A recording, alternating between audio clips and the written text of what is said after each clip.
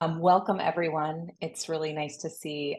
I can see the names of the folks who are in the room, but you can't see each other's names as far as I'm aware. Um, but I see so many familiar names from working with your schools. And I just want to take a quick second to talk about how we arrived here at this moment and to introduce our presenter today. So as you all know and are very much aware, you're working in schools right now that are welcoming many new multilingual learners into your school communities. And this concerns around needing tools and wanting to know how do we really welcome and support these students were coming up in a lot of conversations early in the year. And I think that's not unique, right, to your schools. I think these conversations are happening in schools all over the city and probably all over the country. And I was speaking with a former colleague one day about this, and she said, "Oh, you have to talk to my friend Sarah. Sarah is really wanting to figure out a way to reach out and help folks right now figure this out." And so she connected us, and here we are. So I'm not going to say a lot more about that. I'm just going to go ahead and introduce Dr. Sarah Chepkurui Creider, who is a lecturer in applied linguistics and TESOL at Teachers College. And she's going to get us started today with this first in a series of 4 webinars. So thank you so much, Sarah. Did I miss anything? I don't think so. Thank you, Okay. Erica. And most of all, thank you to everyone who's here. I just am really grateful to spend this time with you today. And above all, grateful for the work that you're doing with multilingual learners. From my side, I've just been thinking so much about the students and families who are arriving in our school system, and also about the teachers who are working so hard to support students. So hopefully this very short amount of time that we'll have together will be helpful. And we can kind of start a conversation about the really important work that you all are doing. Just a note about the webinar format. As Erica said, your faces are not visible. We also can't hear you. And we are recording this so that it can also be a resource for other teachers in the future, hopefully. So as we go, if you have questions, you can pop them in the Q&A, and I'm going to be kind of fielding those and looking for patterns and overlap, and we'll stop at several points in the webinar for questions. So if your question's not answered right away, don't worry. We're taking a look at it, and we'll make sure that that it's addressed in some way at some point before we say goodbye. All right, so I'm going to share my screen and just note that today's talk is, as Erica said, the first of several. And so I'm thinking about today as really building a foundation together. And what that means is that the first part of what I'll be talking about is not so much like do this, do that, like specific practices, but rather keeping in mind that essentially what teaching is decision making. Like I really think about just like moment by moment, all of the incredibly complex decisions that teachers need to make. I want to share with you some core foundational ideas about language learning, and also about the relationship between anxiety and learning that I hope will be helpful to you in making those decisions. And then we will also be talking about some really specific practices. So I think about that as some mindsets, some ways of understanding the students who are in your classroom and the situation, and then some specific skill sets. So we'll be talking about language learning. We'll be talking about trauma and learning, or anxiety and learning, and then some classroom tools. And the work on classroom tools will then continue in the next talk or talks that we do together. So the first mindset that I want to think about is, it's easy for all of us to say, okay, there's a new student in my class and we don't share a language. And kind of that's the only thing I can see. And, a talk like this in a way is, it's sort of like saying there are these special students and there's something special and particular about them, which is they don't speak English. And another way of looking at what's happening is in terms of what I like to call language stories. And I think it's really helpful and important to remember that we all have language stories. So for instance, part of your language story right now, for many of you, probably not all of you, but many of you, is that you speak the language or languages that you speak. And as a teacher, you're interacting with students with whom you may not share a language. That's now part of your story and your experiences with language. Some language stories that I hear often are things like, well, my grandparents spoke Arabic, but I never learned it. Or I spoke only Mandarin until kindergarten. I was just talking with a teacher who said, yeah, that's my story. I studied Spanish in high school and I hated it. When I got to college, I was embarrassed about my accent. Because let's remember, there are multiple versions of English, actually of every language. And our experiences with all of the different versions of the languages that we speak are part of our language story. I feel more at home in French than in English. That's part of my language story. And I have no family background in French. So I don't know why that is, but it's true. So I'd like to ask you to take a minute and just think about your language story. Is there a sentence or are there two sentences that say something about your language story? And as a way for us to kind of get to know each other in this strange webinar space, it would be lovely if a few people would write into the Q&A box a little bit about your language story. As you do that, I'm going to ask you, Erica, if there's something about your language story that you could share with us. Sure. I am a monolingual person. I speak English, and I never really thought that much about it until I got to college. So I'm from the southern part of the United States, and when I got to college, I got a lot of attention from people who were saying, "Oh, you have a Southern accent. Like, where did you have this Southern accent?" And I had never really understood that I did have a Southern accent. And I became very aware of the ways in which my pronunciation and phrasing and just kind of vocabulary was different than the other people around me. And now, as a person who's lived in the northeastern part of the United States for, 2/3 of my life, I don't really have that traces so much of that Southern accent. Although when I go home, when I go down south, I can kind of switch, right? Like I can switch back and forth between those two. So that's really kind of part of my language story is I speak these two different kind of forms of American English. Okay, I'm seeing some responses, tons of responses come in the Q&A. So I see I've struggled to learn languages other than English. My spouse's first language is different from mine. My mom is fluent in Spanish and French and was a Spanish and French teacher for 2 years. My great grandma is Argentinian and my mom learned Spanish to speak with her. I wish I spoke fluent Spanish. I see someone shared they studied Japanese in college and lived there for a year. Studied Spanish in high school, but forgot most of it and is trying to get it back. Surprising how hard it is to remember words that he once knew. I can hear you. So I wish we could spend this whole webinar exploring language stories because there are so many threads of actually what we're going to talk about today in almost every one of these stories. One kind of frame I want to offer is that every single one of you is now part of someone else's language story. So the students who are entering your class are going to have a story that includes, I got to New York and I didn't speak English and there I was in this school. So thank you for helping to build someone else's language story. And I'm dying to keep reading these, but I'm going to keep going because I want to be respectful of everybody's time. So I talked about mindsets, and I want to just start by sharing one of my mindsets as I give a talk like this. And it has to do with something that I think it's really important to acknowledge about what it is to be a teacher in a classroom.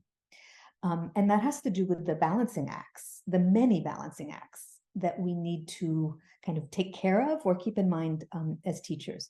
And two in particular that I want to highlight have to do with what we're going to talk about today.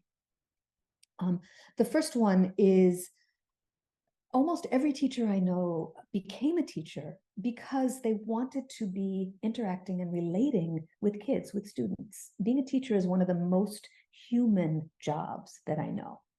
And the fun parts of being a teacher have to do with the interactions that we get to have with kids. We're also teachers because we believe in teaching and learning. And we need to be, for instance, covering certain kinds of content, following a curriculum, making sure that students get the math that they need, to move on to the next grade. Maybe there are tests that we need to give. And sometimes the human, the interacting, and the kind of the more curricular, what feels like the more formal academic sides of what we do can feel like they're in conflict. Like, how can I do both?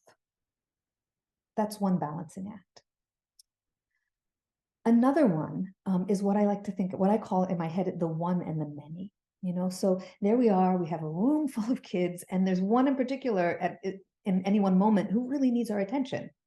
That might be because they're a language learner. It might be because of other special needs that they have. It might be because they just asked a really interesting question and we want to respond to that question. But there's 25, 26, 27 other kids in the room. And how do we do that? How do we respond to the individuals in our room and to the whole class? So I don't have perfect answers to any of these conundrums, but I want to acknowledge them. I think it's really important to say them out loud. And I do want to suggest that some of what I'm going to talk about, you can think about these tools as ways of finding little tiny, what I call micro moments, where you can do that work of connecting one-on-one with a student and do that work of balancing interaction and human connection with learning. The two are in fact not separate, they're completely intertwined.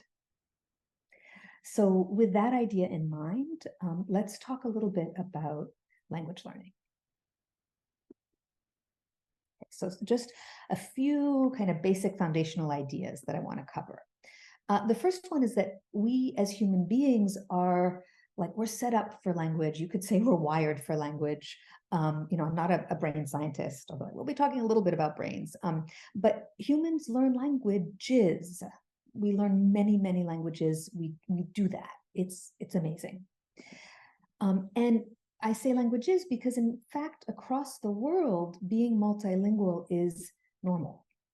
It's probably more common than being monolingual. And I also just want to talk a little bit about the kinds of time frames that we may be thinking about when we're thinking about language learning. I'm guessing that for some of you, what I'm about to say is really familiar. There are probably some TESOL people, in the webinar room. So, thanks for being patient if this is really familiar. For some of you, this is probably like, oh yeah, I kind of knew that, and I just want to make it explicit. And then for some people, this might be brand new.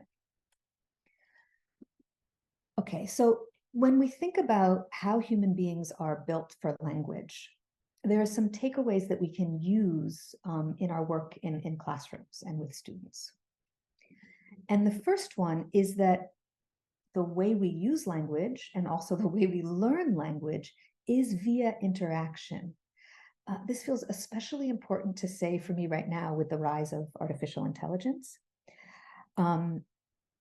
So we need input, that is, we need to hear language, and we need output. We need to use language, but we need to do that in a meaningful, connected context. That's what works, person-to-person interaction. And one way of understanding that is via what we call shared attention. This is something that, if there are any early childhood people in the room, this is probably familiar to you. It's something we actually look for when we're looking at young children learning language. The ideal scenario is like adult or teacher and child or student, and the two of them are both looking at the same thing. So shared attention on something in the room. So like, for instance, if I had a child right here, right, ideally the child and I would both be looking at the book. And I'll talk more about how important that is and why in a few minutes. And then, learning a language is, it's not like learning chemistry. It's not a question of memorizing facts. It's really a question of building new neural pathways. So it's in fact much more like learning a musical instrument or learning how to dance.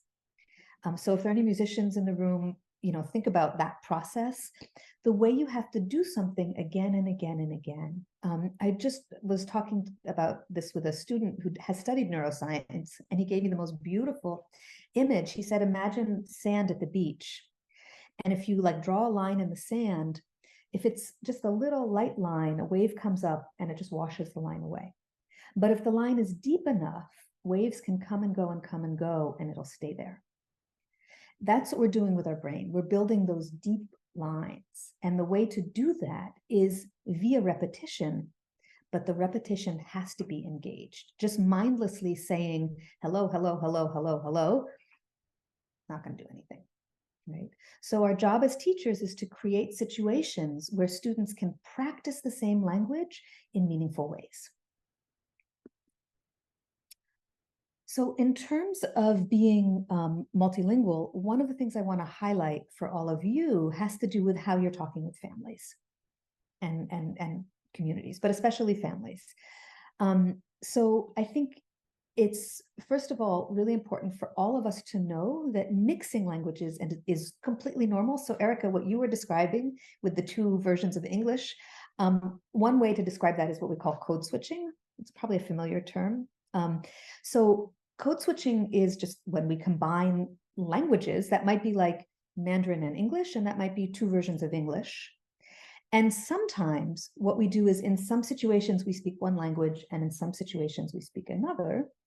And sometimes in one situation we speak both languages, sometimes back and forth like sentence to sentence, sometimes within a sentence. I had a grandmother who was a German refugee who spoke French. And when she and I spoke, it was literally like English, French, English, French, German, French, English, like word to word to word.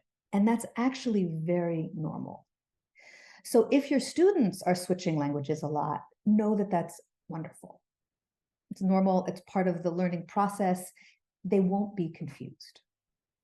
That's really, really important. And it's important to talk to parents about this.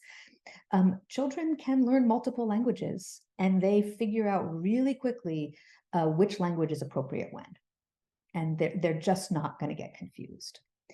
And in fact, all of the research tells us that the home language is incredibly important for the learning process. So if there's one message that you can give families, it's talk to your children in your language. I think we all know that that's important in terms of identity and a sense of belonging. It's also really important academically. The best way that a parent can support a child learning English is by giving them a strong foundation in their home language.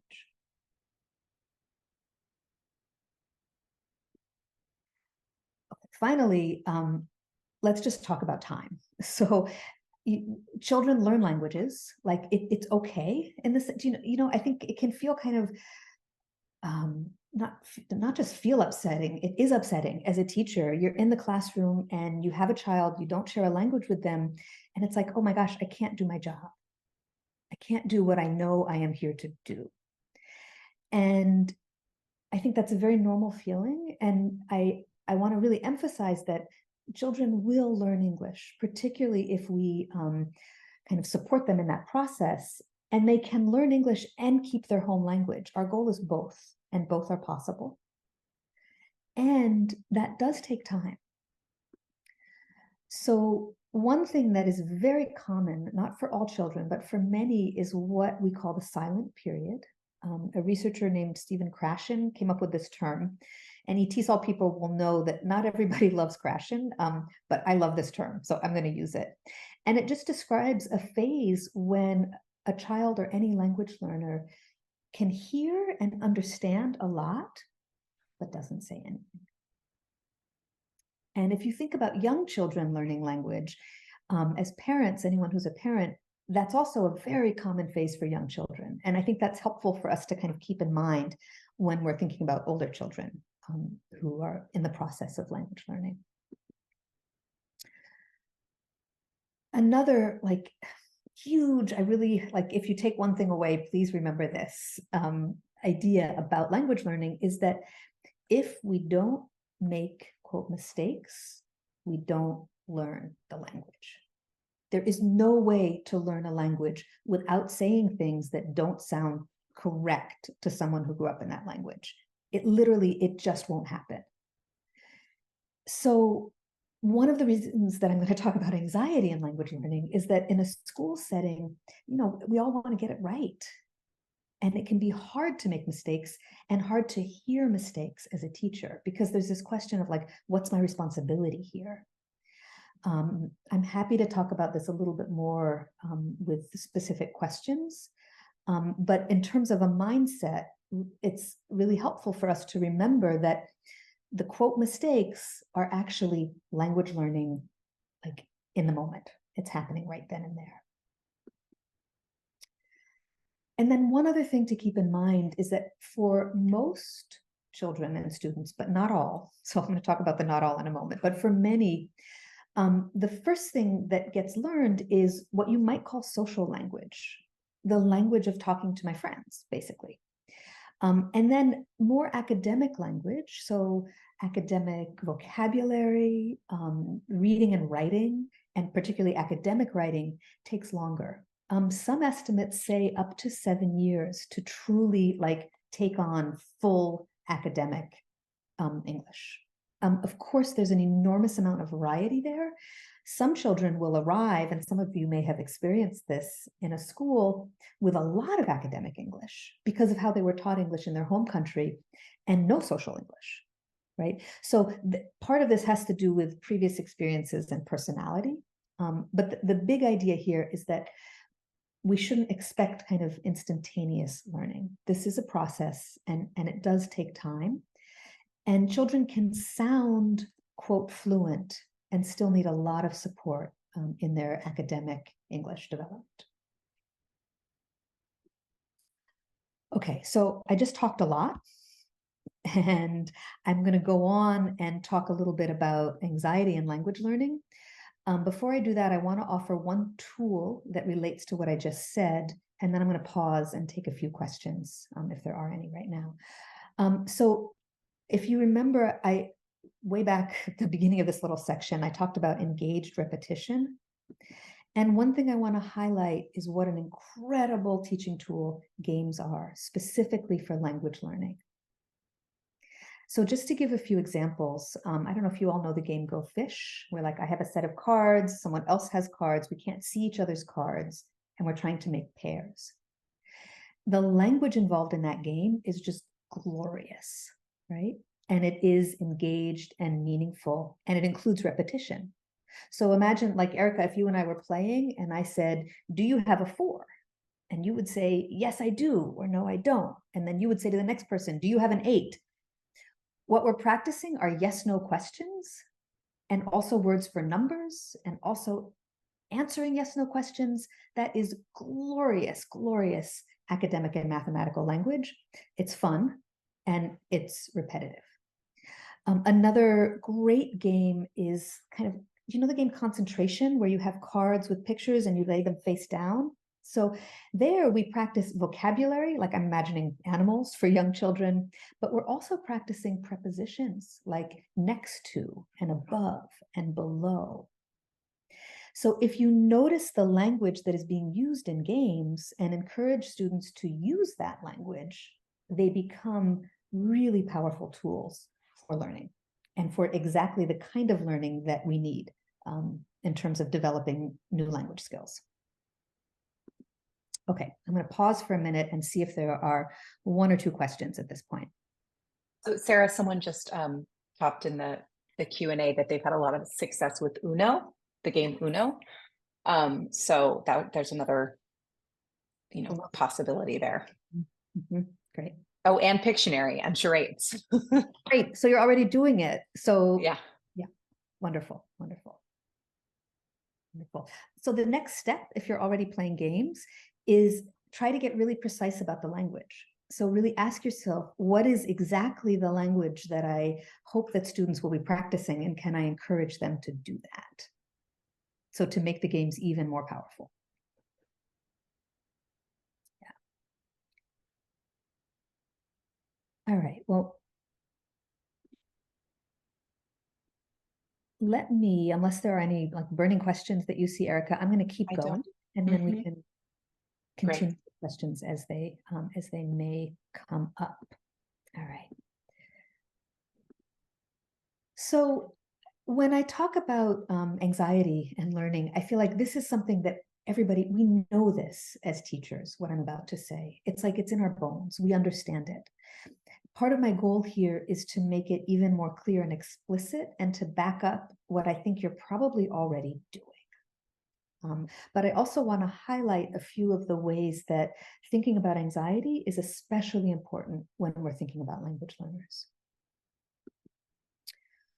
So if we look at what happens in our brains when we are experiencing anxiety,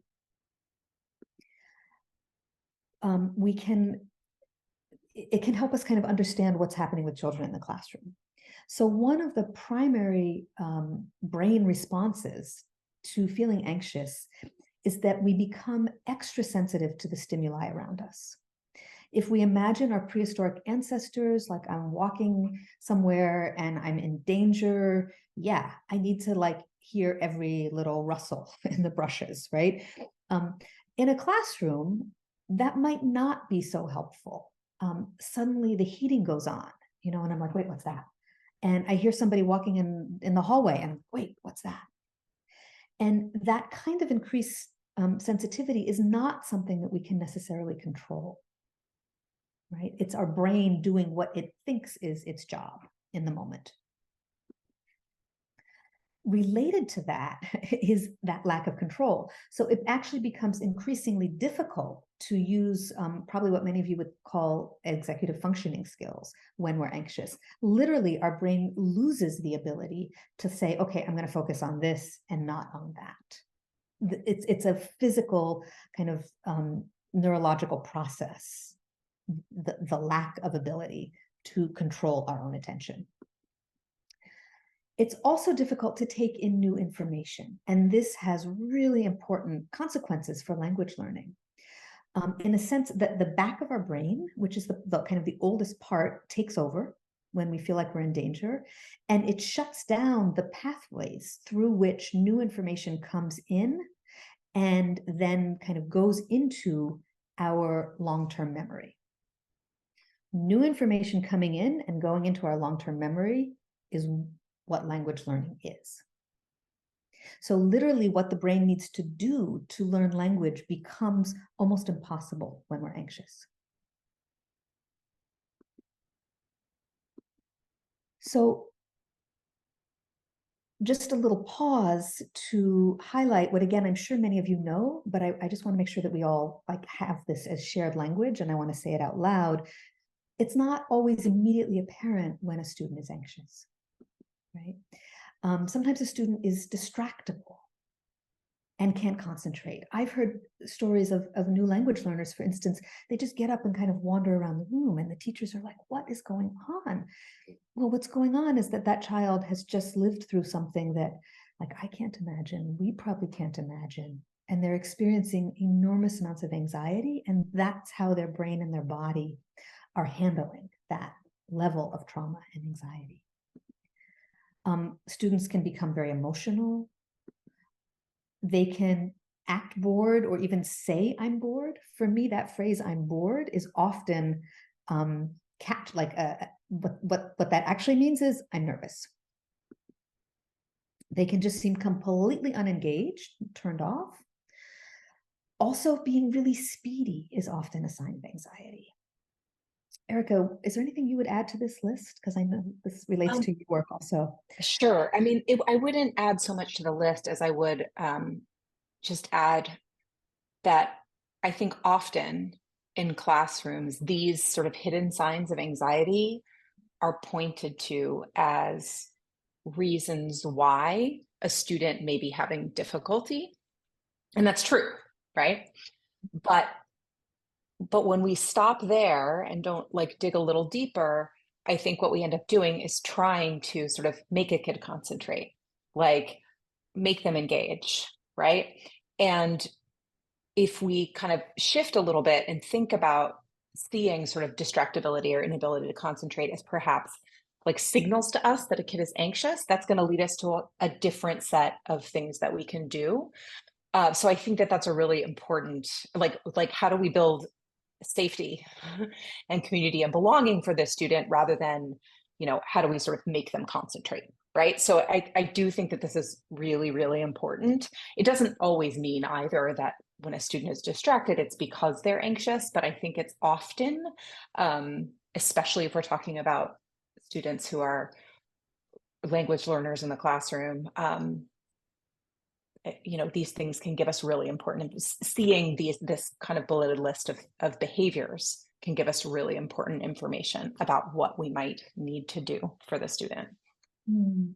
Seeing these behaviors as information, I think that's right. a powerful, powerful frame for this. So yeah, thank you. Thank you. And as you said, we all have lots of reasons to be anxious. And when we think about being a language learner, we really have a lot of reasons to be anxious. So I don't need to say this to you, those of you who are here, but the new students who are arriving in your classroom have experienced, many of them, true trauma, right? So, and that's in their bodies. And that alone is going to have a really, really powerful effect on their ability to be in the classroom. So of course we want to create safety and a sense of community because we're human beings and these are children. And we know that that's what they need. And this goes back to the balancing act, if we also want our students to be learning, we have to create safety. So the two go together. It's also scary to not understand what's going on around you, to be just like in this brand new space and there are all these adults and all these other kids and you just don't understand anything. Like that alone is really scary, or can be scary depending upon the child. It can be particularly difficult to have big feelings, particularly for children, and not be able to express them. And for some children, it can also be difficult to know that like they know how to do the math, but they can't say it. And so you hear children saying that they feel stupid, or that they're concerned that they sound stupid. And all of this anxiety, one of the things that it can do is shut a child down so they don't want to use the new language. And the thing is, what we know is that learning language requires using language. Sarah? Yeah. There's a question, I think very connected, that just popped up. And I also, there's another question, Jessica, I see your question. I'm going to make sure that we get to that, but I'm going to go to a different question first, which is, can you walk through a situation when you notice the hidden signs of anxiety? Like, for example, a child is always going to the bathroom. You think that they may be anxious, like now what? Yeah, okay. So there are several different levels of now what. And in fact, I'm about to go into some of them. So some of them have to do with the way sort of classroom practices, what we're doing in our classroom, and I'm about to share one. Some of them have to do with zeroing in and taking just a few minutes at a time to connect with that particular child. So we may not be able to take a whole half an hour and sit down and work with one individual, but we can usually find 2 or 3 minutes to like get down on their level and connect.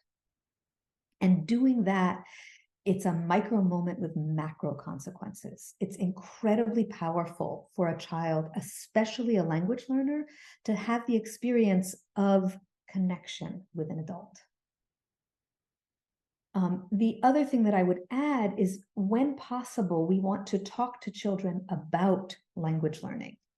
So when new kids come into a school, if there's any way to find someone who speaks their language, And if there isn't, this is where we use Google Translator, by the way. So somehow or another, to have a short age-appropriate conversation, which basically says, it's okay, we know that you don't understand everything. We all know that. It's okay. We're going to work together and you will learn the language. And it will take some time, but you're going to do it. That sounds kind of obvious, but if we don't say that explicitly, children, especially younger ones, they don't know what's going on, right? And so taking, again, just a few minutes to have those kinds of check-ins can have a really, really powerful effect.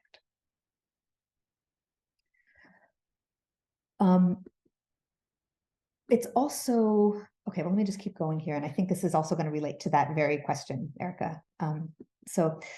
I'm sure many of you know Zaretta Hammond's work on culturally responsive teaching.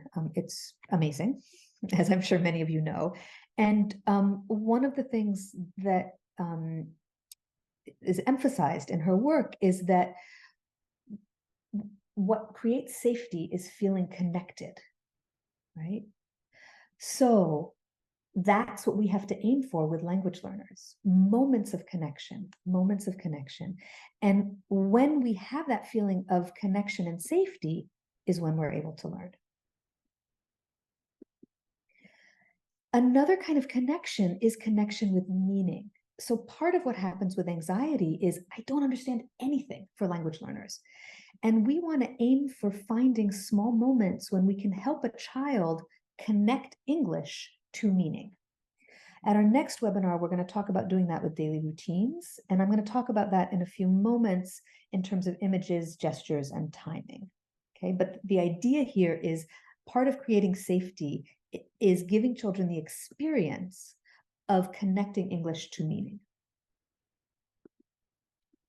Okay, so one tool that is kind of like one of the most powerful tools we can ever use with language learners is something you probably already do, but I want to suggest doing it like again and again, more and more. And that is really thinking about when you are using teacher-fronted whole class questions and basically avoiding them.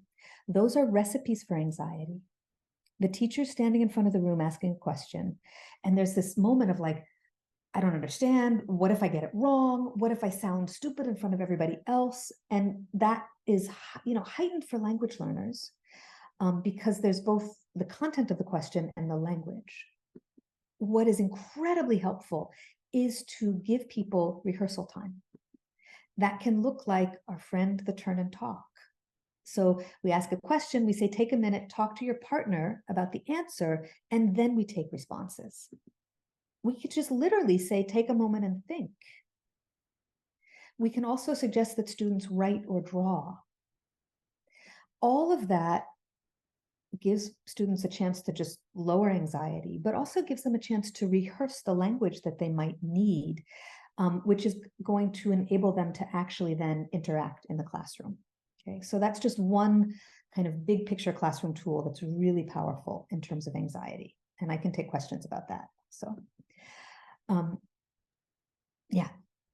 Should we pause for, there are a couple questions here that I think would be great to attend to. So there's a question about older grades. So unfortunately, it feels like in older grades, the focus is on content and there's less time for games. So there's that balancing act you were talking about earlier where like the really heavy weighty part feels like the content piece, right?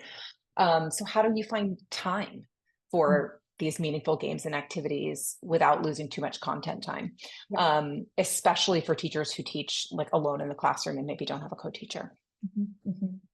So you may not have time to sit down and play Uno, right, with your kids. I want to just acknowledge that. Like part of the reason I mentioned games is that I want to make it really clear that they're not just fun. I mean, fun is important, right? But they're also academically powerful. So if you can find like Friday mornings, we have 10 minutes to play games, that's actually going to be powerful for all of your kids. So if that's possible, like once a week kind of thing, like this is game time. And I know high schools that do that. And it's a really powerful community building moment in the high school. But it may not be possible. And if that's the case, there are some other tools.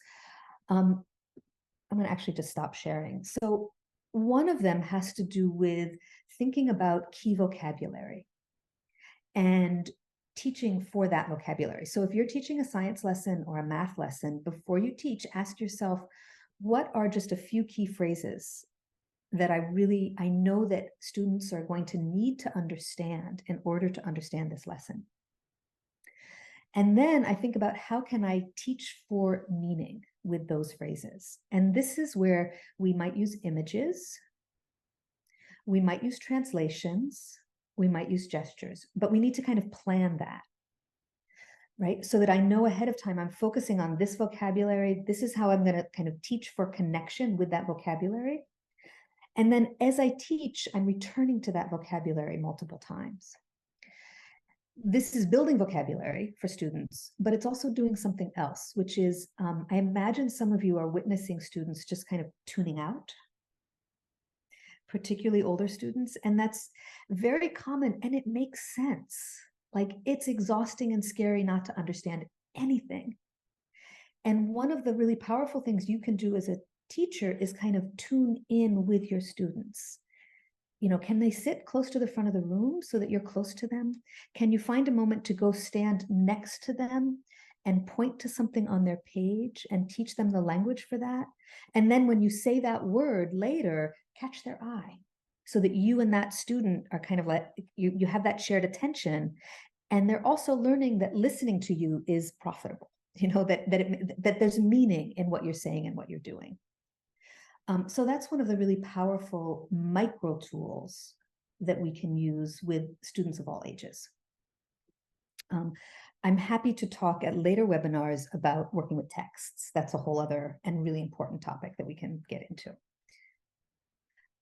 We don't have a ton of time left, and so I want to just offer one other thing that has to do with reading aloud, and then take one or two more questions, if that, yeah. And this relates to what I was just saying about moments of meaning. And here, if you imagine that we're reading, this would be, you know, with younger children with pictures, but I can also imagine doing this, actually, we can do this with older children. We want to think about our gestures as a bridge between words and meaning, and as a bridge between words and images. So for instance, if I have just this picture of fruit, this is a picture dictionary, which by the way is an amazing tool for language learners. And I say, okay, look, here's a lot of fruit. I see watermelon, I see corn, I see cabbages. The kid is just hearing words. They don't know, like, is I see the important word? Is cabbage important? They just don't know. But if I use my finger and as I say the word, I point to it, I'm building a bridge for them. And all of our research tells us that students are watching our gestures when they're trying to understand. So I say, oh, look, I see cabbage. I see corn. I see potatoes. I love potatoes. Potatoes are my favorite. The moment that I say that word, I'm touching it. So the timing is precise. And you'll also notice that I used a specific phrase and repeated it multiple times with different nouns that I stuck in there, right? So paying attention to how we use our gestures and the timing of our gestures is another one of those micro tools that can have macro impact. So I'm going to stop there and see if there are other questions that we want to get to. So Sarah, there are three questions here that I think are connected. And so I'm going to kind of ask all three of them and let you take them together. One is really just a statement that many of those students coming into these two schools have not been in school before, have not been in formal school before. And I think something that goes along with that, a question that goes along with that, is students who have had interruptions to their formal education and as such are coming into third, fourth grade, not necessarily knowing letters or letter sounds or having print literacy in their first language. Mm-hmm. So I was just wondering if you could speak to that a little bit. It's not like one question, it's more of a topic. So, I'm sure some of you are familiar with Cyforce Life students with limited or interrupted formal schooling. It's a very common situation in the world right now, right? And just one thing to note is when a student has interrupted schooling, it's almost always because of trauma. So the first step is really thinking about anxiety and lowering anxiety. And again, that's human. And I also just want to reassure everybody that that's about learning. So that's step one. In the next webinar, when we talk about daily routines, we're going to be talking about every student, not just language learners, but also language learners and also students with limited exposure to school. I'm also happy to do a webinar just on working with students with limited and interrupted formal schooling, because it is a very particular world. Just that question about phonetics, phonemic awareness. Say a fifth grader who doesn't have print literacy in their home language, they do need to learn the kinds of phonemic awareness skills that a younger child needs to learn. So I hear embedded in that question the answer to the question, which is yes, you do need to do sound letter correspondence, phonemic awareness, but, and this is a big but, we need to do it with age appropriate materials. The children will, if you try to give a 9-year-old something designed for a 4-year-old, we all know how they're going to feel, right? And so one of the quickest ways to get a child to turn off and not be focused or attentive is to give them babyish stuff. And it is possible to find materials that allow us to work on those foundational reading skills in an age-appropriate way.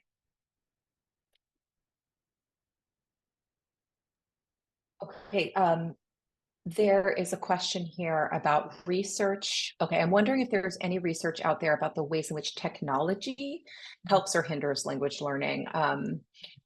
Thinking about this because you were talking about language being relational. And it says, I'm also thinking about how an anxious student with access to technology to help them might lean into the technology as a coping mechanism.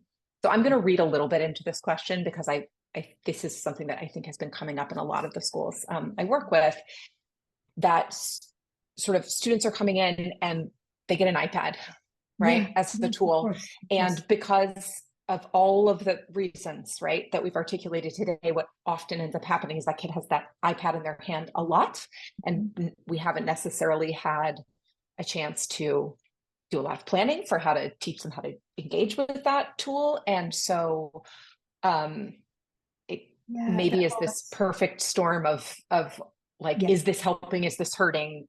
What's going on? So part of this is, let's talk about reality. Like, I know students arrive in classrooms and nobody knew that they were going to get there until that day, right? And suddenly there's a new kid in the classroom. And sometimes what we have is an iPad. And so sometimes that's the tool that we have. But I would caution us from really completely relying on technology. It's a tool, but it is not the answer. And there are several reasons there. So first of all, we want to be aware of the fact that for many children, technology may not be familiar. So they may not have the kinds of skills that we expect students of a certain age to have with technology. So there's just that thing to keep in mind.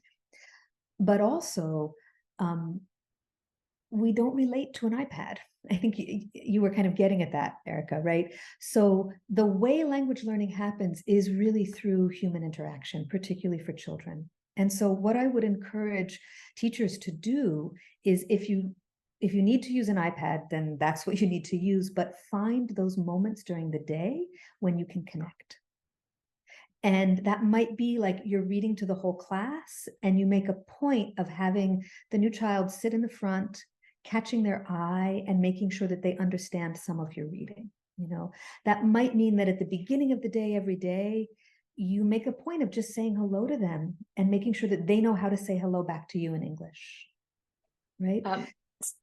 Sorry to interrupt, Sarah. That just someone had commented earlier that making attempts to speak the student's home language can be really helpful because it can just show the student that we know that it's really hard. right? Yes, Like it just even trying it, right? yep. In fact, that was a slide that we didn't get to. Please make mistakes in the student's home language. Please do it. It's one of the best gifts you can give them. Maybe the whole class can learn how to say something in the student's whole language, which is actually in our multilingual world a gift for the whole class. But modeling that you're trying shows a child that that's what language learning is. It's trying to connect with another human being, and it's not perfect, and that's how we do it. Yeah. Sarah, there are a couple of very specific questions that I think we can tick off really quickly. One is teaching letter sound relationships in fifth grade. With a student whose home language is Spanish, are we doing letter sound correspondence in Spanish or in English? Okay. So research is divided on that. To a certain extent, it depends on the situation. Like it depends on like, do you have a Spanish speaking teacher? Sort of like what's possible. It's helpful to know that once you learn sound letter correspondence in one language, it basically transfers into other languages. It's fine to do it in English if that's what's happening. The thing though to keep in mind is that when the sound system of one language is different from the sound system of another language, sound letter correspondence can be a little bit tricky. So for instance, vowels are going to be a little bit harder for a Spanish speaker, because vowels in English, that is, because the vowel system in English is different from the vowel system in Spanish. So we just need to be aware of that. It's nothing terrible, or, it's just like, notice, oh, this seems to be a little bit difficult. Let's kind of focus on it. I would highly recommend, especially with a fifth grader, doing that kind of work in the context of meaningful books. So that if you are doing it in English, it's also an opportunity to start to learn vocabulary and to start to learn about print in general, if this is a child with limited exposure to print. There's also just a request for resources for age-appropriate materials, which I think, and this is something that I'm hearing from a lot of folks right now, is resources, right? Like what are the good ones? And I know that that's something that you've had conversations with school leaders about, but can you speak to that a little bit, Sarah? Yeah. So my favorite resource to offer is a picture dictionary. And so this is a book called 500 Words to Grow On. And you can see this is a Spanish-English version. This is an old book, but there's a newer version of this that's available. This is for younger children. There are also picture dictionaries from Oxford Press for older children with incredibly rich vocabulary, age-appropriate images, and they are such powerful learning tools. You can look at them with a child can look at them by themselves. So that's like the first thing that I recommend. Cards are really helpful. So you can buy preposition cards, noun cards, verb cards, story cards. Those are what I'm thinking about here. What I'm describing are things that a child can use on their own or in a small group while the rest of the class is doing something else. And a teacher can also use them with students. I also really recommend having students make their own materials. That's really going to build those neural pathways. For instance, if you give children a pile of index cards and then say colored pencils for older kids, crayons for younger kids, they can make their own vocabulary cards. Then they have that deck of cards that they can play with and work with. They can make their own glossaries, their own dictionaries. That's actually as powerful as anything. They can even start to write their own stories. And that's going to build language learning in a way that no text that you hand to them can build. So those are some quick answers to that question. Okay. Sarah, I know we're very short on time. A question here. What do you think about graphic novels? Love them. Fantastic. Yes, yes, yes. Yeah. So I think we need to wrap up. Yeah, right? I think so. If there are, I think we got to most, if not all of the questions, or at least connected topics that were put here. If there are other questions that come up in the meantime, I'm happy to filter those to Sarah. We can think about that in the planning of a next webinar. So if there are questions that are coming up, you're welcome to email them to me. And I think all of you, if you're all at 276 and 150, have my email address. And if you don't have it, you can get it from your assistant principal or your principal. And I'm happy to kind of collect some of those so that we can make sure that the next time we're together, we are really designing that based on what your burning questions. Yeah, that would be great.